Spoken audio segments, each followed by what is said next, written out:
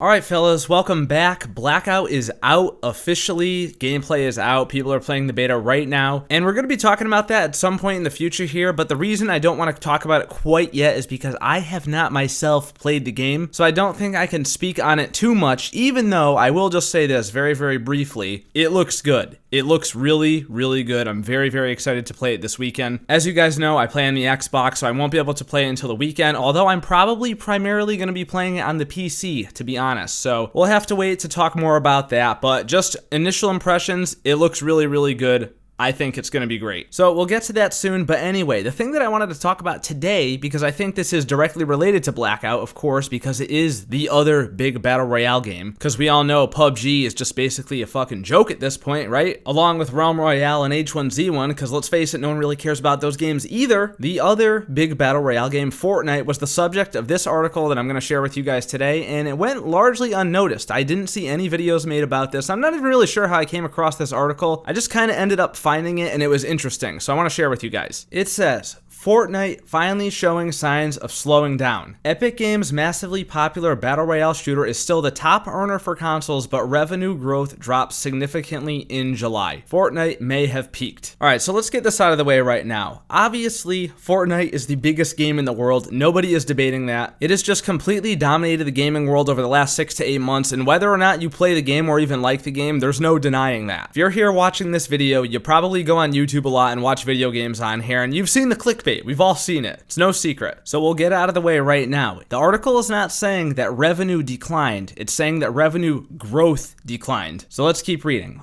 Although the game crossed the $1 billion mark last month, revenue only grew 2% from June to July, compared to 7% from April to May, when the title generated $316 million in just 1 month. Holy shit, that's a lot of money. The slump in growth comes despite the release of new content for the game, Fortnite Season 5, which dropped July 5th. So again, just to reiterate, it may seem as if the article is suggesting that Fortnite is declining in popularity or by player base or something like that, but what it's really saying is that the revenue went up, it just didn't go up by the amount that they're used to it going up by. You know, there's a really good quote by the writer Mark Twain, and it fits perfectly into this situation, and the quote is, "There are 3 types of lies.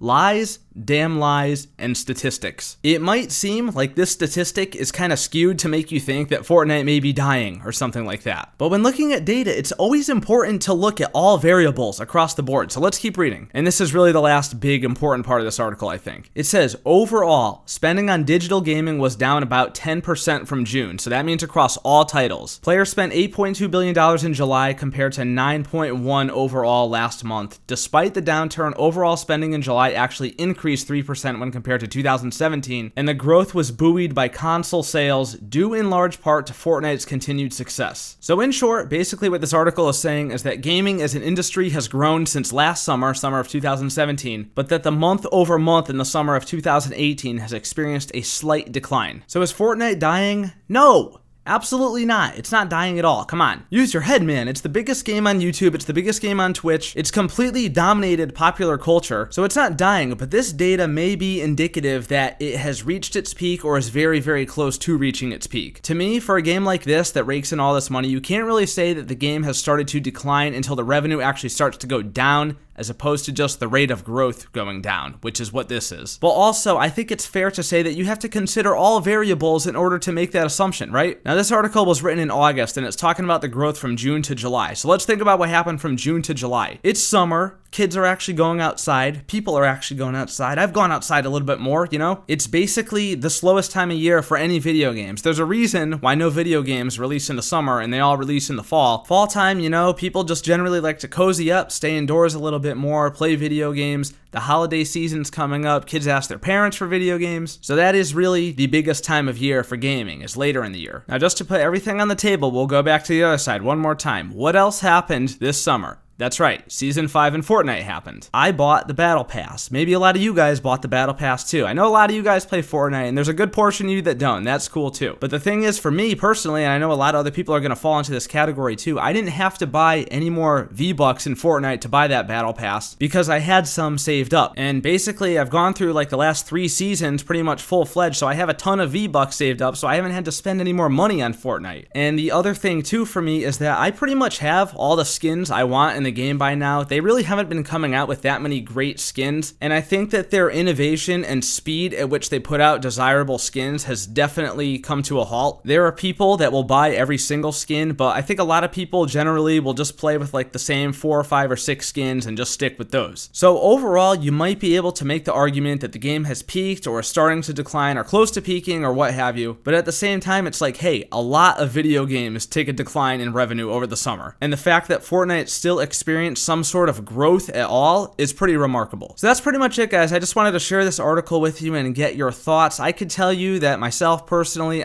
I'm pretty burnt out on Fortnite right now. I played the game a lot over the past 3 months, and I really put a lot of time into it. I spent some pretty considerable money on V-Bucks and shit, but I'm pretty sick of it now, to be honest. I really have no desire to play. There are other games out right now, and that's not to say I'll never play again. It's just not my main game anymore. So I want to know from you guys, are you still playing the game? And if you are, when's the last time you actually spent money on skins for the game? Because that's really what this article and this video is kind of all about. I look forward to reading your responses. As always, guys, thank you so much for watching the video. If you enjoyed it, remember to leave a thumbs up. Blackout is coming. A lot of awesome content on this channel is going to be coming soon, so make sure you stick around, hit the subscribe button if you're new. Follow me on Twitter for stream updates, video previews, and general gaming talk. Links down below, and I will see you guys in the next video. Peace out.